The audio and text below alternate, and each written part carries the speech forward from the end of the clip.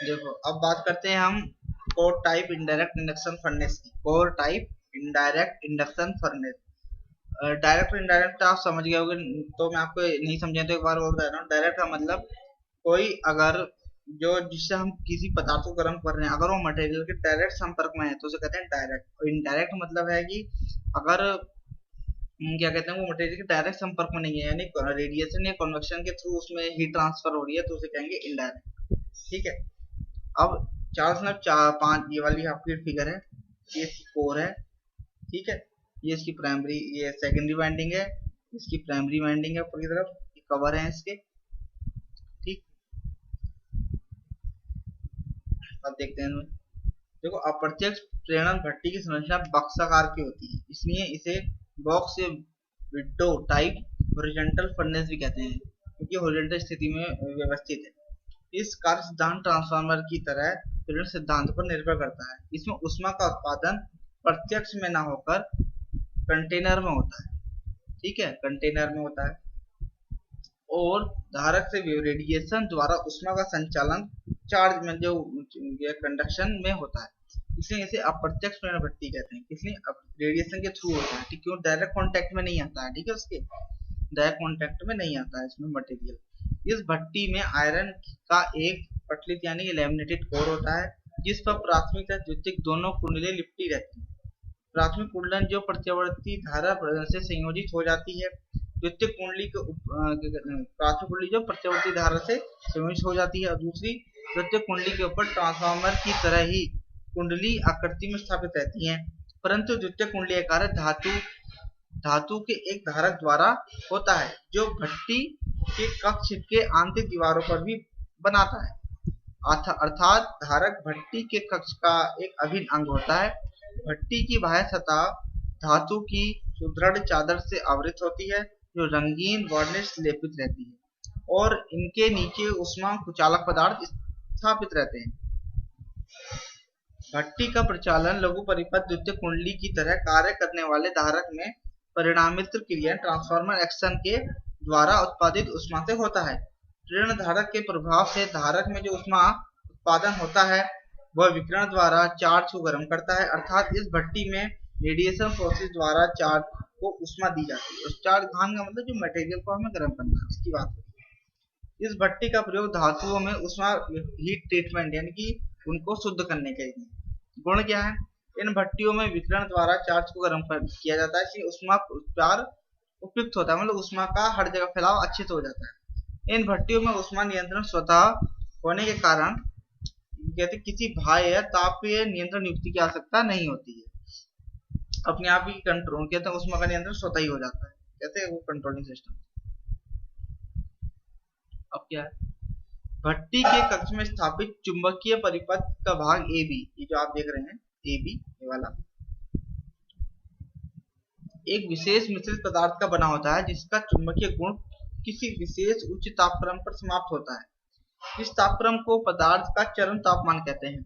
इस तापक्रम पर पदार्थ का रिलक्टेंस इतना अधिक बढ़ जाता है कि पदार्थ में चुंबकीय फ्लक्स का स्थापन लगभग शून्य हो जाता है, और तापक्रम घटाने पर पदार्थ इतना अधिक बढ़ जाता है कि पदार्थ में चुंबकीय फ्लक्स का स्थापन लगभग शून्य हो जाता है, और तापक्रम घटाने पर पदार्थ फिर से अपने चुंबकीय गुण का धारण कर लेता है। इस प्रकार ये पदार्थ भट्टी में सप्लाई कट ऑफ की तरह कार्य करता है। कौन? इस पदार्थ कौन सा? मिश्र धातु का बना हुआ है, ये ए बी जो सेक्शन में रखा हुआ होता है। ठीक। पदार्थ की इस ए बी छड़ को भट्टी से निकालकर अलग किया जा सकता है, क्योंकि उक्त छड़ भट्टी की एक कहते हैं डिटैचेबल पार्ट होता है। ठीक है। विभिन्न मिश्रित पदार्थों की छड़ों का भिन्न भिन्न चरम ताप 400 से 100 डिग्री सेल्सियस तक होता है, जिन्हें आवश्यकता अनुसार भट्टी में प्रयोग किया जाता है। जैसे दोष हैं, इस भट्टी का प्रयोग केवल मेटल ट्रीटमेंट के लिए किया जा सकता है, धातु को गलाने के लिए नहीं, बल्कि ठीक है साफ सुथरा करने के लिए, क्योंकि तापमान में बहुत तेजी से एकदम बढ़ता है। इन भट्टियों का तापमान लगभग 100 डिग्री सेल्सियस तक सीमित रहता है, 1000 डिग्री सेल्सियस तक इनका तापमान कहाँ रहता है? सीमित रहता है। अब बात करते हैं हम कोरलेस। किसकी? कोरलेस डायरेक्ट इंडक्शन, मतलब इसमें कोर की जरूरत ही नहीं है। पहले आप डायग्राम देखें, डायग्राम को अपने में देखो, ये क्या है आपकी, ये क्या है यू शेप का, ये है यदि फैक्ट्री जिसमें क्या कहते हैं, जिसमें क्या कहते हैं चार्ज को रखना है, ठीक है। और ये कौन सी आपकी प्राइमरी वाइंडिंग है, ये कौन सी है, प्राइमरी वाइंडिंग। यहाँ से आपको एसी सप्लाई दी गई है, कौन सी होगी, इधर से यहाँ से क्या दी जा रही है, सप्लाई दी जा रही है। यहाँ से वाटर जा रहा है, पानी इससे गर्म हो जाएगा, चार्ज के थ्रू गर्म होगा। अब देखो कैसे होता है इसमें। इस भट्टी में कहते हैं, भट्टी में कहते हैं करोड़ भट्टी की तरह परिवर्तित फ्लक्सों का एकाग्र करने के लिए पट्टिक लोह क्रोड नहीं रहता है, इसलिए इन्हें क्रोडहीन भट्टी का नाम दिया गया। इस प्रकार की भट्टी की शक्ति 50 साइकिल पर सेकंड अथवा 50 से 2500 साइकिल पर सेकंड पर कार्य करती है। जो भट्टी शक्ति आवृत्ति पर कार्य करती है उसे शक्ति आवृत्ति प्रेरण भट्टी कहते हैं, और इनकी क्षमता 1 टन से ऊपर होती है, मतलब 1 टन तक का इसमें क्या कहते हैं मटेरियल आ जाएगा। जो भट्टी उच्च आवृत्ति पर कार्य करती है उसे उच्च आवृत्ति प्रेरण भट्टी कहते हैं, तथा इनकी दहन क्षमता 50 किलोग्राम से लेकर 15 टन तक होती है। संरचना और का सिद्धांत में ये दोनों आवृत्ति वाली भट्टियां लगभग एक सी होती हैं, परंतु उच्च आवृत्ति वाली भट्टियों में ही इनका अधिक प्रयोग किया जाता है।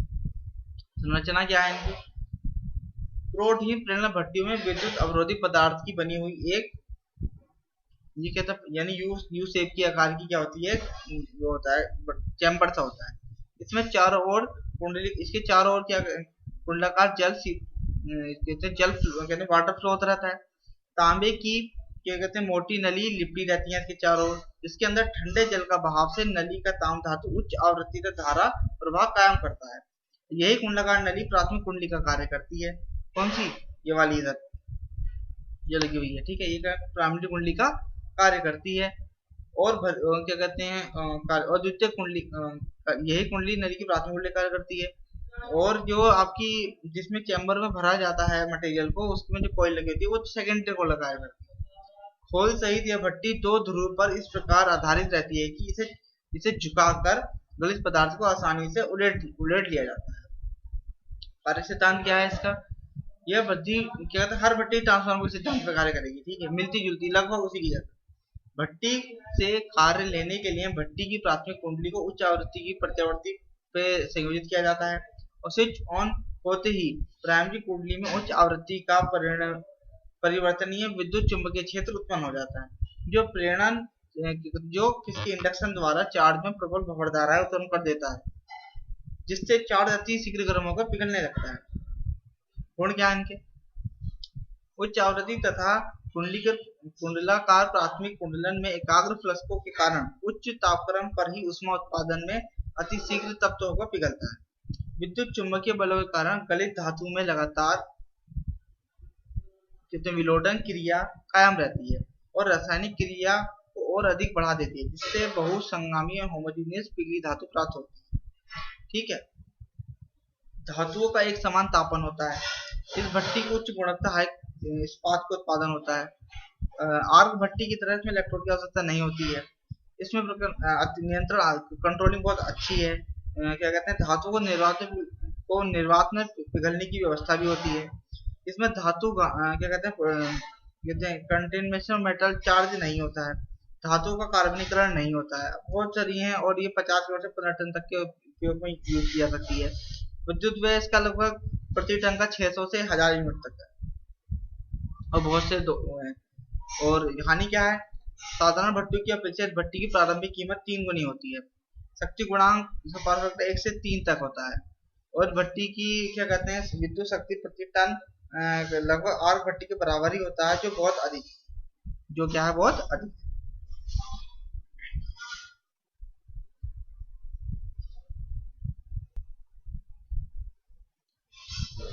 और क्या देखते हैं, पावर और इसकी एप्लीकेशन क्या क्या है। इस भट्टी का प्रयोग उच्च स्तर पर इस्पात तथा विशेष प्रकार की मिश्र धातु के उत्पादन में होता है। प्रायः इस भट्टी का प्रयोग लौह पदार्थों से कार्बन के उत्पादन हेतु किया जाता है। लौह पदार्थों से किसका, कार्बन का जो पदार्थों के उत्पादन है उनमें इनका सबसे ज्यादा उपयोग करते हैं। तो आपको एग्जाम पॉइंट ऑफ व्यू ये याद रखना है, एक भट्टी को अच्छे से याद कर लीजिए, और सभी के प्रिंसिपल ट्रांसफार्मर भेज दें, और सभी का कार्य एक ही तरह है, पर उनको डायग्राम याद होना चाहिए आपको, किस तरीके से आप उन्हें डायग्राम को बनाएंगे, ठीक है ना।